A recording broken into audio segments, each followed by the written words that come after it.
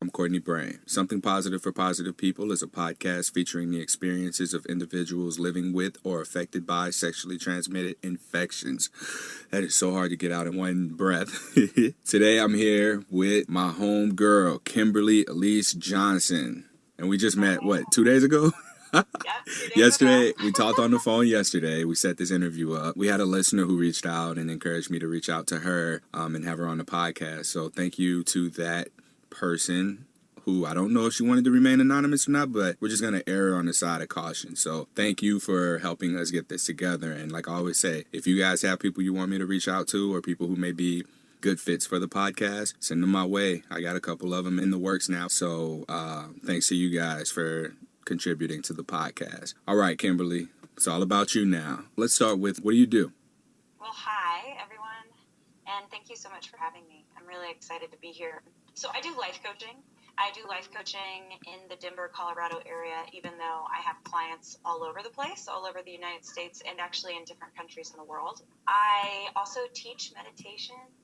And over the last few years, a lot of my focus in my life coaching has become sexual shame. So I'm super excited to be having this conversation. I like how you were able to tell us everything about you, and it didn't even include the fact that you have what? Oh, yeah. So I, 12 years ago, so in 2006, was diagnosed with HSV2, genital herpes. And what was happening with you around that time in your life? Oh, man. Well, wait, you said 12 years ago. How old are you now? So I'm 31 now. Mm-hmm. So I was 18. Got it. Yeah. I was at the very end of being 18 when I got diagnosed. So I was 18. I was in my first semester of college, and I was dating someone who did not share with me that they had herpes. And you know this for a fact, or is this just something that you think? Yeah, because I ended up marrying him. Oh, my God. So did he eventually come out and tell you the truth, or what? No, I got a doctor diagnosis. So some, weird stuff started happening around my clitoris. And so after I was like, what is going on? Went to the doctor. And as an 18-year-old who lived at the time in Arkansas, I had pretty much no sexual education. So I went to the doctor, had no idea what was going on. She did a test. She diagnosed me with HSV2. And then I called my boyfriend at the time. What was his response after you called him? Honestly, he cried. He broke down into tears. He How? broke down into tears. He knew he was 2 years older than me. 2 years older? Yeah, 2 years older. He knew that he had it, and it pretty much, he felt so bad. He felt so bad that he didn't have the courage to tell me. He felt so bad. And honestly, at the time, I really was in love with him, so it was easy to forgive him. And we had already been talking about marriage. So I was 18, grew up in the South. Getting married young is very normal. And we had already been talking about marriage. When I found out, my doctor called me because it wasn't a same-day result. So she called me, and I was doing my hair when she called me, and I was straightening it, and I threw my straightener on the wall and shattered it and put a hole in my wall. No. So that was like my initial reaction was pissed. Like, what? And then called him. His reaction softened me. Granted, that does not mean that I did not have massive anger in years to come. But yeah, that's how I got diagnosed. How long were you two together at that point in time? Oh, man. Maybe a year. Okay. Maybe. I was just wondering if this was like something that you saw a future with for real, or if after you were diagnosed, you were like, we're getting married now, you're stuck. Oh, no. That's not how it went. Okay. But I think unconsciously as an 18-year-old, now being 31, I think back and I'm like, oh my gosh, I was a child. I had no idea what I was doing.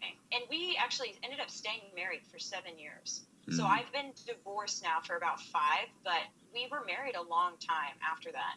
And it wasn't quite like that, but I think unconsciously, right, there's this level of like, oh, well, now we are stuck together, like unconsciously, not really. It's not unconscious, it's like subconsciously. Yeah. So when you were going through this marriage, you guys are together. What's happening throughout this marriage? Like, are you guys happy? Are you doing things together? Are you growing together? What? Because you're also growing up. Like, you're at 18, you're still a child. You know, even though you're legally an adult, 7 years of marriage, I imagine that you guys probably began growing up into yourselves. Yeah, so much happened. It was rough. A lot of it was rough. Some of it was really good. Looking back, we were really good adventure partners. We did a lot of adventuring together. We moved to 3 different states together during that 7 years, went through college together, me starting my business, him getting his first professional job as an adult. A lot of, growing up, like you said. And so much of our relationship was based, I think, on attraction, or this chemical attraction, and not logistically what it would be like to create a life with someone. Once we started getting to the nitty gritty, like, I'm a very spiritual person. A lot of my life revolves around my spiritual ritual and prayer and meditation. And when I started getting deeper and deeper into that as I became older, he just was not interested. Yeah. So there was like a lot at the end where it was like a definite parting of ways. But as far as herpes go, nobody knew. It was between me and him. I didn't talk about it. I didn't even really think about it unless I had an outbreak, honestly. Mm-hmm. It never even crossed my mind until we started going through a divorce. I was angry because the divorce wasn't my initial decision. And so because it wasn't my initial decision, I kind of was in marriage for the long haul. Like, I was like, well, this is rough, but I'm willing to go through therapy, or I'm willing to grow with this person. And now that it's been 5 years, I'm like super grateful that he had the intuition to end it. But at first I was angry. I was so angry. I was like, are you kidding me? We're going to get married. You're going to give me herpes, and then you're going to leave me? Oh, I was pissed. And it took me a few years, honestly, to get over that anger. It took me a few years to kind of dive in to the gift that herpes has been for me. So you guys were growing apart already, but what was the final straw that led to the divorce? Or at least on his end, that made him initiate the divorce? He started a relationship with another woman.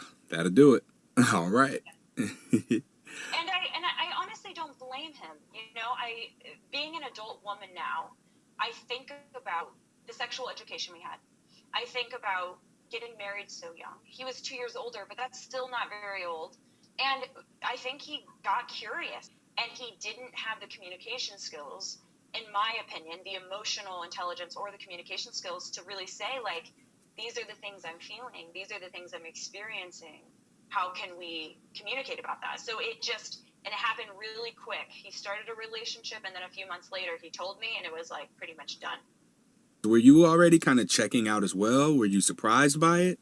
So I'm going to tell you probably something shocking that spiritually may not be shocking, but on this logical plane that we live in, felt shocking at the time. I had just started a business with a woman. Same business, life coaching. She was a life coach too. We decided to partner together. Well, there was this huge life coaching conference in New York City. So we were like, okay, let's go to this conference. So we went to the conference. When I returned is when it really ended. And I remember telling her this. We're walking in New York City. So this is probably like 2 or 3 days before it like really ended. I was telling her, I was like, you know what? It's really interesting, but like, I think this is the very first time in my entire marriage, so 7 years, like, that I actually think I love him. I think that I'm willing to accept him. And it was this interesting thing. And spiritually, I get it, right? Because when you really love someone unconditionally, that means that you do whatever is necessary for their well-being, even if that means a breaking of something. It's like a different level of love that isn't the attachment of it. Like, we don't have to be together. I was shocked. I went through all the emotions, the anger, the shock, the sadness, the everything. But I also went through a level of, okay, if that's what you need.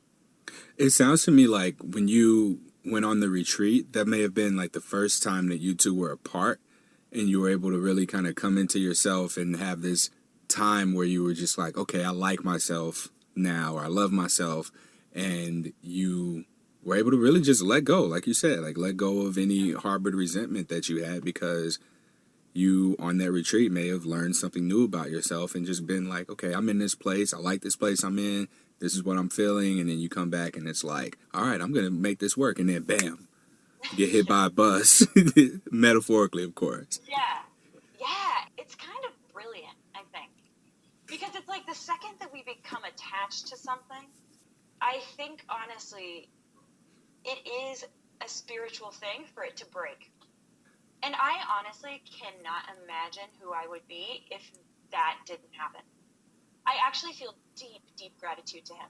I feel deep, deep gratitude because for not only, giving me herpes, but also for the divorce. I feel like, whoa, it's almost like he spiritually knew stuff that I didn't know. Yeah, even though he was so logical and like not into that at all. Yeah, totally. See, a lot of people say herpes was a gift, and it's for various reasons, because whether it be a screening mechanism for partners who are more invested in you than someone who would not be as accepting, if it made people change their lifestyles, if it made people be more mindful of themselves, their health, and make them be alone with themselves to learn to like themselves. There's so many different things that herpes does for us that we say it's a gift. There's also the other coin where people say this is the worst thing ever. I can't get laid. I can't find a partner. No one likes me. I have friends who don't like this. So when you say it's a gift, can you give us your perspective on what that means in your experience?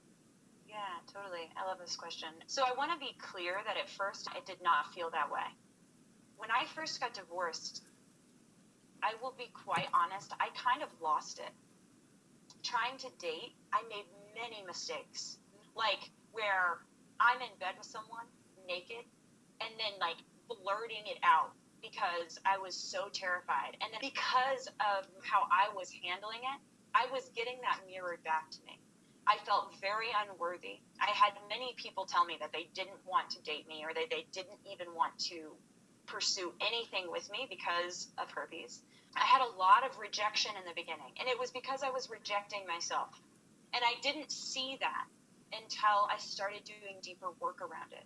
So through years, probably 2.5 good years of me making mistakes continuously, like doing deep spiritual inner work, making another mistake, doing more work, making another mistake, like fail, success, over and over again. I remember, and I was telling you this on the phone, and I'll just share it with the audience, like there was a moment when I was sitting in my bathroom, I was staring at myself in the mirror, and I had been for probably 6 months to a year, been like starting to really talk in my inner circle to the people that I love the most, that I had herpes. I told my parents. I started like really telling people. And there was like a level of acceptance seeping in, a level of self-love seeping in, a level of, whoa, like people aren't responding how I thought they would respond, like seeping in. And I was sitting in my bathroom, I was staring myself in the mirror, and I just had this moment, it like hit me. And I was like, I am going to go public with this because I kind of live a public life. I have a public job. I'm a life coach in a city. I have a podcast. I do speaking. I just have a very public life. And I was thinking, okay, I'm going to go public with this because not one person should ever have to suffer how I've suffered. Yeah, if everyone had that mindset, no one would suffer for as long as they do. Because for you, you went through 5 or 7 years. It was 7 years of a marriage? So 7. So 7 years of a marriage that in the beginning it was like love or whatever, but then immediately after you had to go through your trial and error and you learned from that. The next question I really want to know is, we often hear people say you need to work on yourself. For me, what that looked like was asking the hard questions, feeling the emotion that came with that, and then continuing to go deeper. So going deeper for me was asking those questions and then answering those questions. It all revolved around behaviors. Why am I experiencing this? This is what's happening around me. What am I able to say I'm responsible for, and then begin to journal and just ask why. When I come up with an answer, continue to ask why until I got to the core of the emotion, and then it would always tie back to some past experience that I had to let go of. So what does working on yourself look like for you? Yeah. Well, when I first got divorced, I really didn't like myself as a person. I didn't like how I was handling having herpes. When I first got divorced, I was using alcohol as kind of this like coping mechanism. And there just got to this point where I was like, wow, I'm being really destructive. I need to do something. So I actually hired help. I hired a spiritual shaman. I hired her and I worked with her. This is literally what I did for one entire year, 12 months. I gave myself 1 year and I just said, I'm going to invest in this. So for 1 year, once a week, I got a massage to release the ways that I had been holding the trauma in my body. And I went to this spiritual shaman. I did that for 1 year, every single week. And it was expensive, but honestly, it completely changed everything. To go back, the reason I call herpes a gift is it has made me a more authentic person. Before this, I was more worried about being liked. I was more worried about what people were thinking about me. And herpes has really made me a more honest person, a more genuine person. It has made me care about my body and my life in a completely different way that I think anything else could have done. And, a lot of people are like, yeah, I have tattoos too. And people make comments about tattoos are permanent. And I'm like, herpes is permanent. In spirituality, they call it a permanent limitation. So when people are gifted permanent limitations in the spiritual realm, like in spiritual conversation, a permanent limitation is your biggest growth point because it's something that you can't run away from. It's something that happens that is permanent, and it actually elevates spiritual growth if you turn toward it and not turn away from it and try to avoid it or try to distract from it or try to numb from it. But if you have the courage, and it takes courage, I think that it takes courage to actually look at yourself. But if you turn toward whatever that permanent limitation is, it will exponentially grow your spirit. It'll grow who you are. It'll help you become a better person. It'll help you elevate whatever you want to elevate. So for anyone who's listening who may not be spiritual or may not believe in a higher power, we can interchangeably use emotion with spirituality here. So you may not think that the spirituality element is real, and I understand and respect that. So we can just tie it into emotions. The emotions are real. Nobody can deny that. So everything that you're saying here, when we talk about fear and your spiritual freedom from fear, we're also talking about your emotional freedom from that. Totally. Or nature, whatever your version is, whatever connects you to yourself, to something else, all interchangeable. Got it. Okay, so that's what the work looked like for you and being able to face those fears. I agree with you on that. And when you say herpes grounded you, or I don't know if that was the word that you used, but when you were saying what you were saying, I was thinking, it kind of brought me back to earth, because we go through life, even as kids, we think we're invincible. Nothing can ruin us. We're unstoppable. We're jumping off of high things and breaking bones and stuff, taking risks. And then something comes along that shows us, oh, we're not invincible. All right, it's a humbling thing. It's a gift of, like you said, it made you more authentic and more honest. And I think anyone who's faced their fear from a spiritual or emotional aspect they're able to agree with that. I think that anyone who's been there can agree with that statement, because it does make you more honest. It makes you more so cherish what's real. And part of that is yourself. Self-care has become important for me. Self-acceptance has become important. And more of who a person is, not what they do, who they hang out with, but who they are in the world is more important to me before bringing someone into my space than what they have or what they have accomplished. Speaking from personal experience, I can 100% agree with you on this. I do think it's like an onion.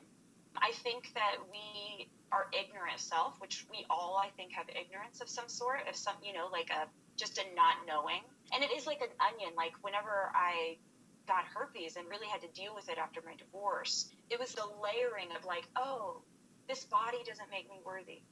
Oh, having herpes doesn't make me unworthy or worthy. It's like I had to look deeper. I had to look deeper and really look for goodness that was not based on anything of this world. And it changed everything for me. There is something about humans and our human nature and our innate goodness that we very easily can start thinking that our worthiness is what we're doing in life, like how successful we are, if we have an STD or we don't, or what we look like, or all of these outer things that we're actually taught, especially in Western society, that in some way create our value or create our worth. And so when something like this kind of hits you and you get a diagnosis like this, It doesn't surprise me that so many people that hire me feel worthless, feel dirty, feel like their life will never go on. Mm-hmm. And it's because we are taught in this society that the outer world, what we have, how we look, defines our worth and defines how good enough we are. And I think it's a huge gift and offering whenever you are placed in a position where you actually have to look beyond that. You have to say, nope, this isn't actually my worth. Nope, this isn't actually define my value. What does then? And that's like when you said you were asking yourself big questions, that's a question I really have had to grapple with. Okay, like, so if I'm not dirty, if I'm not unworthy because I have herpes now, then what makes me worthy? What makes me good enough? You know, I think the answer is hard to answer in words because it's more like a soul feeling of like, just like if I look at you, like when I look at you, Courtney, like, so people may not know, but we're doing video chat right now, but I can look at you and I can see your goodness. You look at other humans and you begin to, when you find it in yourself, it ripples out to everything. And it's really cool. It's like we can stop judging people on these very surface things because we've stopped judging ourselves on these very surface things. Yeah, it's just like you said earlier, you know, when you were disclosing, people were mirroring what you were putting out. Because you rejected yourself, others rejected you. So it's the same thing. Like when you kind of come to the realization that we all kind of come from the same source of whatever there is, like the thing that when we go back to the place where there are no five senses, there's still something there. If you close your eyes, cover your ears, cover your nose, you still feel that sense of connection with people. And whether it be spiritual or emotional, whatever you believe in, like that one place where this connection exists, we all stem from. And when you begin to look at people that way, you start to just see a little bit of yourself in every person around you. So when you have conversations with people and you see like different emotions in them or different levels of spirituality in them, it's just being mirrored back at you as something that you can address within yourself so that you can help the world around you address as well. That's kind of one of the ways that I look at this podcast. Like I said, it took me 5-6 years before I even stumbled across Positive Singles. And then after that, I was introduced to the local support groups. And it's like, there's so many of us out here that feel what I went through, what I felt. This is crazy. And so now it's like this helps me. The more of this I do, the less of other shit I'm doing. Like any possible destructive behavior or any negative stuff. Yeah, so doing this really just helps me with not doing things that keep me away from what I would consider to be my purpose. You know, I find this to be very valuable to me, and I know that it's of value to other people because I get the private messages here and there. I can see that people are finding the podcast, connecting to the resources that they need, local communities, interest groups, dating groups, and really able to live their lives. Yeah. I'm so happy that you're doing this because I'm doing my own version, and I think that the more people that really start going public and start just putting it out there, like creating some sort of vision of it so people can see other people, some of that stigma it's about lessen. It'll stop being so sharp. It's really about being a lighthouse. I use this analogy a lot, you know, putting yourself out there to where people who may need you can access you, and then you can just point them in the direction of where they need to go. So the more of us who allow ourselves to be available, the more people who can't find these resources are able to reach out and be like, this is what I'm dealing with. I'm in a marriage I don't want to be in. And we can cut that 7 years short, whatever the case may be. Everyone has their own personal story, but it's on us to really just be there. So the people who can be out there, just do it. You know, just if you can, do it. If you feel like you can't, you know, then that's fine. But still just allow yourself to be there for people who may come out to you, because you really never know. And we talked about this over the phone. When we came out, we found out a bunch of our close friends or people who were in our circles were reaching out to us because they also had herpes. Yeah. So we've been talking for a while now, especially about me. I said I was going to make this about you, but I always end up rambling at some point. So this looks like a really good place for us to close out, wrap it up. So what are you doing now? Are you dating? What's work like? I mean, we know you're a life coach, so I want to know how people can find you as well. Yeah. I am amazing man who doesn't have herpes, and we have the sweetest little relationship. He's so accepting and so loving. It's awesome. And we were friends before he knew I had herpes, and he still pursued me. That's what happens when you become aware of who you are, and you can bring in the kinds of people who like you for you. Yeah. Honestly, once I totally accepted it for myself, men were like, we don't care. I was like, oh, okay, cool. Mm-hmm. I don't either. And I'm in the process of finishing my first book. It's called Dating with Herpes. I'm so excited about it. The tagline is ending shame so you can start living. And I have made it into a 5-part YouTube video series because I had this realization of like, whoa, if I die tomorrow, I want this information to be in the world now. So I took about maybe 4 weeks and I created a 5-part YouTube video series. So it's just called Dating with Herpes Workshop. You can look it up under my name, Kimberly Allyse Johnson, and it's all on YouTube. It's all for free, and it's like the massive juiciness of my book put into YouTube. I also am seeing clients, anybody who is really, really struggling and needs support. I see clients one-on-one, and it's awesome. I love this work. I feel honored that people want to share their experience in their life, and I feel honored that people feel safe enough to explore the gift that herpes could be for them as well. I do have a podcast, but my podcast is less about sexuality. There's more to us all than just the stuff around herpes and sex. So I would love to know what else you're doing. So the podcast is called Navigating the Modern World.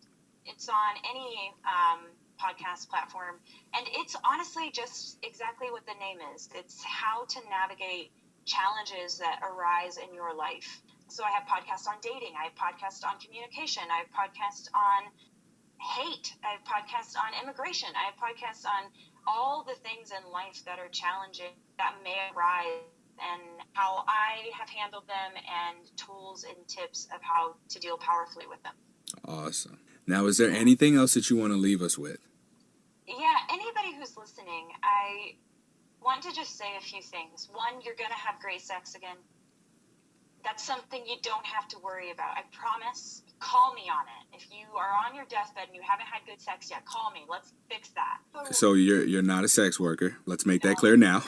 She's not going to physically come and fix that. I'm not going to fix it personally. I want to just offer to people, keep going.